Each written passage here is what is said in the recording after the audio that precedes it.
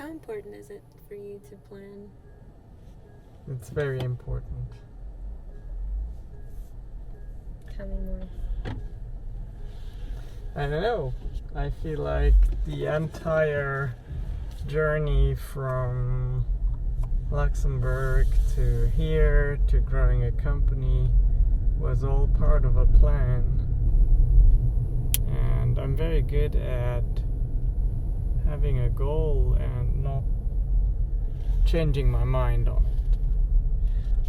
But lately there's been so many goals that have been injected into my life and our lives that it's really important to prioritize and also align your daily tasks to that priority, which becomes increasingly challenging with so many different things we're working on.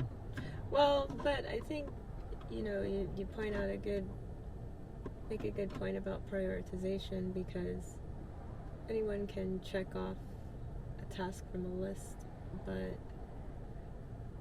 when you attack the thing that is most important, your priority, that's a little harder and it takes more discipline. Well, why do you think that is? Wait, what was the question? Why do you think it's important to prioritize versus just planning? And is that, maybe that's a common thing to do? Everybody prioritizes when they plan. Do you think they do? Most people do or don't? And why is it important to do so? No, I think most people don't plan, nor do they prioritize. They just live into the day. Yeah. I guess that's what's different about highly successful people. I think people plan and prioritize because they're lazy. Oh, you think they do? Those who do, they are... No, it's a joke. I've been told by people who are highly organized that they're organized because they're lazy, and it's a bigger mess to sort things out when you don't organize from the beginning than if you were to do so. You can prevent a lot of extra trouble.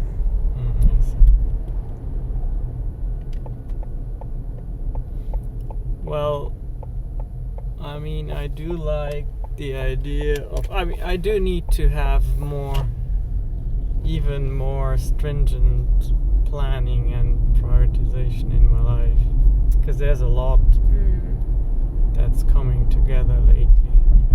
Would that include zero houring, and could you explain that concept and why you would or wouldn't do that? Yeah, so zero houring is the idea of having your weekly calendar or schedule in front of you, and then making sure that every time slot has an assigned activity or task, or at least purpose. And I want to say I already live like that because I live according to my calendar, but something that I do not have in there quite as much as maybe I should is the non-professional time slots are just open.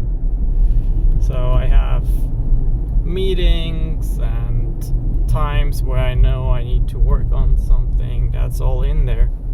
But then when there's free time, it's open, it's just free time. And of course that then is not used as intentionally as if it was allocated for a certain goal. And there are things that are non-professional that matter a lot, like going to the gym, taking time to meditate, taking time to read, taking time to cook. And I think if they were on there, well, first you'd be more aware of the limitations of the day, and second, you would actually take that non-professional activity as seriously as the professional one. You know what's funny is I think it's kind of the flip-flop with me and you. I have known for some time, I've been known to schedule every minute of the day on the weekends. That's how I began. Do you remember when I used to always schedule on the weekends? Like everything was scheduled and it wasn't very free flow. And I think I did that because I also had quite a bit to... There's a really cute dog there that's distracting me. He's so cute. What kind of dog is that? I'm not sure. It looks like a rat. Rottweiler? A rat terrier. A Rottweiler? No, they're bigger. Oh. And that's a puppy. So I would schedule out my weekends pretty well. But I also noticed that I'm really good with planning the beginning of my day, maybe the middle, but the end kind of gets lost on me. And I think that's where things kind of become a little like all over the place, because I schedule the morning, I schedule the day, then I'm like, okay, day's over. But it's not really, because you can still, like you were saying, do so many productive things that aren't necessarily professional, that add value to your personal life and helps you accomplish all the professional goals that you have too.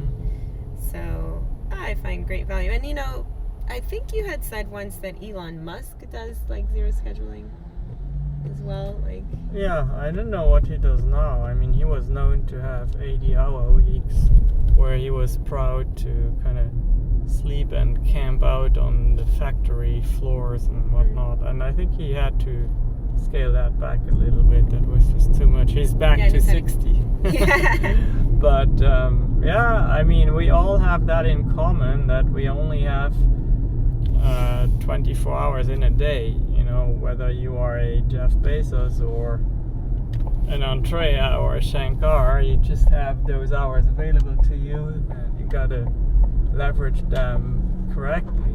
And I know there are a few things that you can use to leverage, which is capital, which is money that you have to make things move. There's labor, which is if you have a team that can help you. And then there's also like, I guess, intellectual skill and knowledge. So capital, labor, knowledge. There might be a few others, but yeah. And I think the one thing... I know which one. Like software, code. Actually. Yes. Code. Yeah, because code is something that you can use to leverage and be more productive, right, or be automated. Yes. And of course, the next step to code is artificial intelligence, which is an advanced form of code. Spoken like a true programmer at heart. Yeah. It's true. You're in love with automations, and they do save so much time because everything happens automatically. You don't have to worry about that one thing falling through the cracks, which is just a smart way to do everything. Have it go straight to an Excel sheet or straight into a folder, whatever. And that is probably underutilized. I think, well, one, you have to find the right tool to do that. You have to be kind of tech savvy in that. And then you have to be willing to either teach yourself or learn how you're going to be helped by adopting whatever that is into your system. You know, I also feel like I don't use all of my devices to its fullest extent.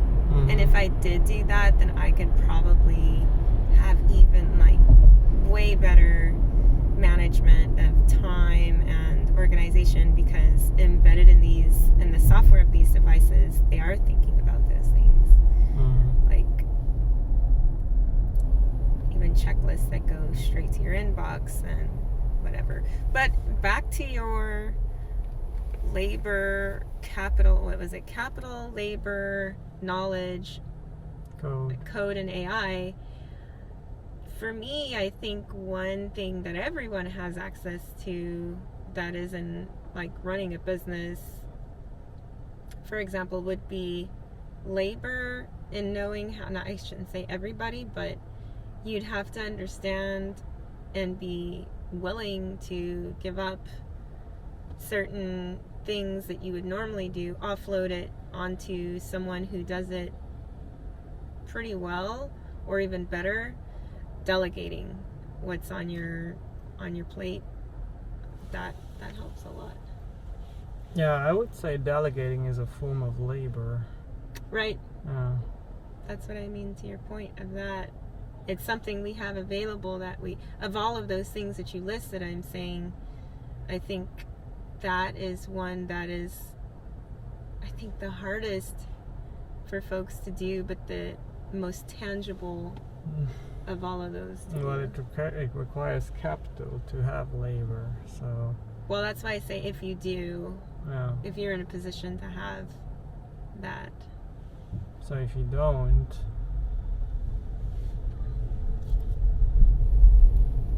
then it's really intelligence. Yeah. Your own mental intelligence.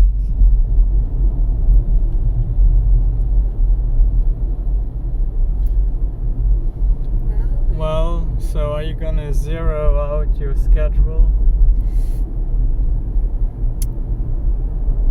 Yeah, I think it's, that quote that's pretty cliche, aim for the moon and you'll land on the stars. Yeah. So even if, I don't know about scheduling and everything down to the 5 minutes or anything like that, but I've practiced for a long time trying to fill up my schedule, but more along the lines of trying to get all of the tasks in that I can in the day. That was always the focus, rather than making the best use of my time throughout the day. So that's why I feel like zero scheduling could be very useful, because then I can be like, oh, and again, it comes down to the end of the day. That is the hardest part of my day to schedule around, because there are constants that you're going to have. You're going to have the 8 a.m. staff meeting. On Thursdays it's like full of meetings.